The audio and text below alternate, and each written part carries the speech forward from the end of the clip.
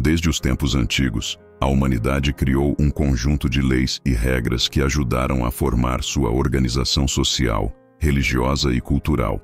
Entre todas essas normas, poucas foram tão misteriosas e duradouras quanto a proibição de comer carne de porco. Essa prática, muito presente nas tradições judaica e islâmica, continua até hoje, sendo vista como uma ordem de Deus que não deve ser desobedecida. Por outro lado, o cristianismo, apesar de ter herdado muitas tradições do judaísmo, decidiu deixar de seguir essa antiga regra. Isso nos leva a uma pergunta muito interessante. Por que o cristianismo abandonou essa prática, enquanto outras religiões ainda a seguem? Que mistérios espirituais, culturais e até práticos estão por trás dessa proibição? Hoje vamos explorar os textos sagrados, os costumes antigos e a história para tentar entender uma verdade que pouca gente conhece. Antes de continuar, convidamos você a apoiar este vídeo com um like, se você gosta desse tipo de conteúdo. E não se esqueça de se inscrever no canal para acompanhar nossas próximas postagens. Este é um convite para uma viagem incrível que vai passar por séculos de história e pelas escrituras sagradas. Agora, vamos entrar nesse assunto. Começamos com o Antigo Testamento, que é a base da fé judaica e também é respeitado pelos muçulmanos. No livro de Levítico, capítulo 11, versículos 7 e 8, lemos uma das leis mais diretas e claras. E o porco, porque tem unhas divididas, mas não rumina, será impuro para vocês. Da sua carne não comam e nem toquem no seu corpo morto, pois será impuro para vocês. Essa regra é bem clara, mas também nos faz pensar. Por que Deus disse que o porco era um animal impuro? As razões vão além do lado espiritual e envolvem questões práticas ligadas à saúde e à sobrevivência. Antigamente, o porco era visto como um animal sujo, não só por causa de seu jeito de viver, mas também pelo que ele comia. Esse bicho se alimenta de restos e até de carniça, o que o ligava à sujeira e a possíveis doenças. Além disso, em lugares muito quentes, como os do Oriente Médio, a carne de porco podia representar riscos sérios à saúde, já que poderia transmitir doenças como a triquinose, uma infecção por parasitas que podia até matar. Para um povo nômade como o de Israel, que vivia andando pelo deserto, essa proibição não era só questão de fé, mas também de proteção à vida. Mesmo assim, reduzir essa regra apenas a uma preocupação com higiene seria pensar de forma muito simples sobre o que ela realmente significa. Na tradição bíblica, o que é puro e impuro vai além do que é físico ou visível. Está ligado diretamente ao que é espiritual. O povo de Israel foi chamado para ser santo, ou seja, separado e dedicado somente a Deus. Esse chamado para viver de forma santa exigia muita obediência e distância dos costumes dos outros povos. Seguir as leis sobre o que comer, como a proibição do porco, era uma maneira prática de mostrar essa ligação especial com Deus. Essas regras não só protegiam o povo, mas também os lembravam, o tempo todo, de quem eles eram espiritualmente e do compromisso que tinham com o Criador. Em Deuteronômio 14:21, essa ideia é repetida. Não comam nenhum animal que tenha morrido sozinho. Dê ao estrangeiro que mora em suas cidades, para que ele coma, ou venda para algum visitante, pois vocês são um povo separado para o Senhor. Para o Senhor, o seu Deus, essas regras eram exclusivas para o povo de Israel e faziam parte de quem eles eram como nação escolhida. A alimentação não era apenas uma questão de comida, mas também uma forma de mostrar fé e simbolizar a aliança com Deus. Com o passar do tempo, essa proibição virou uma parte central da cultura e da religião judaica, ajudando a reforçar a separação entre o povo de Israel e os outros povos. É curioso perceber como essas leis sobre o que comer, mesmo parecendo simples, tinham um significado profundo, tanto na fé quanto na cultura.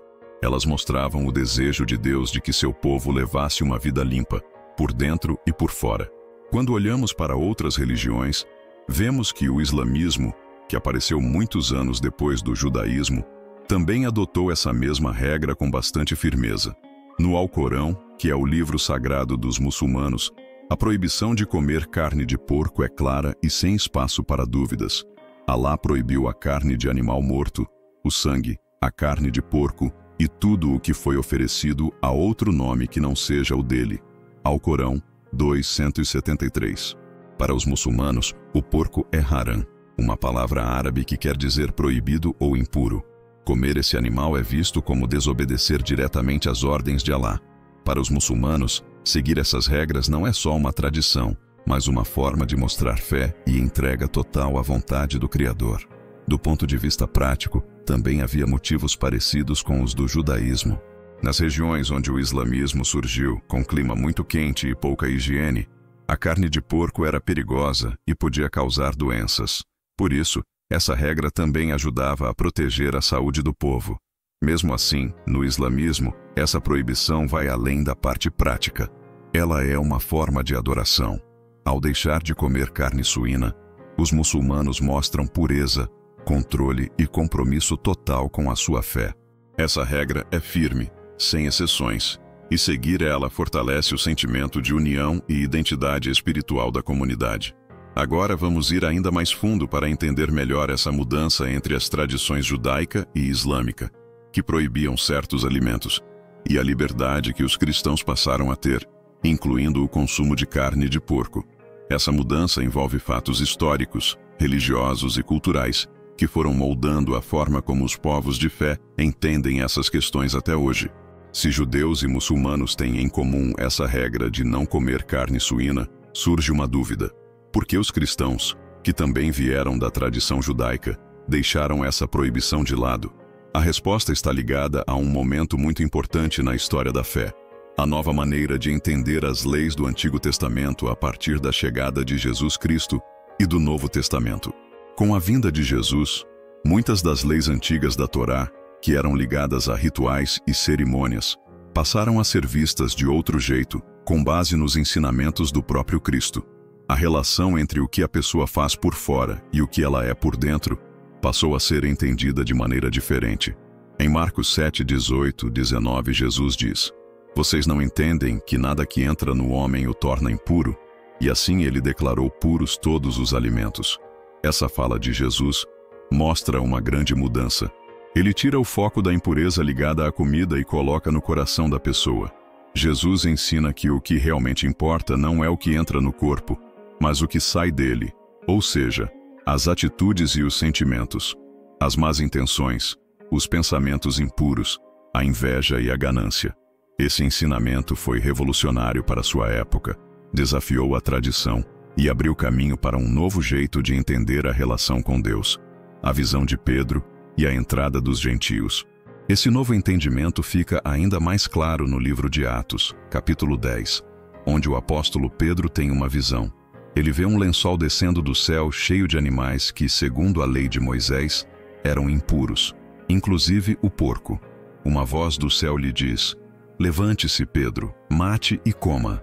Mas Pedro responde: "De jeito nenhum, Senhor, nunca comi nada impuro ou sujo." E a voz volta a falar: "Não chame impuro aquilo que Deus purificou." Atos 10, 13 e 15. Essa visão não só marcou o fim das regras sobre comida para os cristãos, mas também simbolizou que o Evangelho é para todos. Abriu as portas para que os gentios fizessem parte da fé, quebrando barreiras culturais e religiosas. O sentido dessa mudança é profundo. A pureza do espírito vale mais do que as regras externas, e a salvação é para todas as pessoas. A nova liberdade no cristianismo. A passagem do Antigo para o Novo Testamento trouxe a ideia da liberdade espiritual em Cristo. O apóstolo Paulo explica isso bem em Romanos 14, 17. "Pois o reino de Deus não é comida nem bebida, mas justiça, paz e alegria no Espírito Santo." Essa liberdade, porém, não é sem limites. Paulo aconselha que seja usada com responsabilidade e respeito, para não fazer ninguém cair em erro. Em 1 Coríntios 10, 23 ele diz: "Tudo é permitido, mas nem tudo é bom para você. Tudo é permitido, mas nem tudo constrói." Assim, a liberdade para comer certos alimentos mostra um novo jeito de entender a relação com Deus. Não é rejeitar as leis antigas, mas afirmar que a fé e a pureza do coração são o que realmente importa, mais que as ações externas. O significado espiritual das regras de alimentação. A dieta kosher no judaísmo, por exemplo, é mais do que uma escolha de comida. Ela é um ato de obediência, santidade e compromisso com a aliança com Deus. Cada alimento permitido lembra ao judeu que ele é parte de um povo santo e escolhido.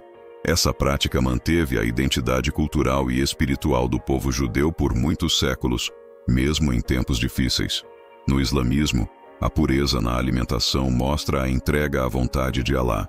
Os alimentos halal ou permitidos são uma questão não só de saúde, mas de disciplina espiritual.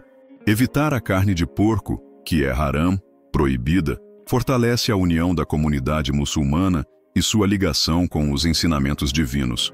Já no cristianismo, a liberdade na alimentação simboliza a graça de Deus que vai além das regras cerimoniais. A fé em Cristo libera os cristãos das obrigações da lei, permitindo uma relação com Deus mais direta e espiritual. Reflexões finais. Esta análise nos mostra que práticas simples como escolher o que comer têm significados muito profundos nas religiões.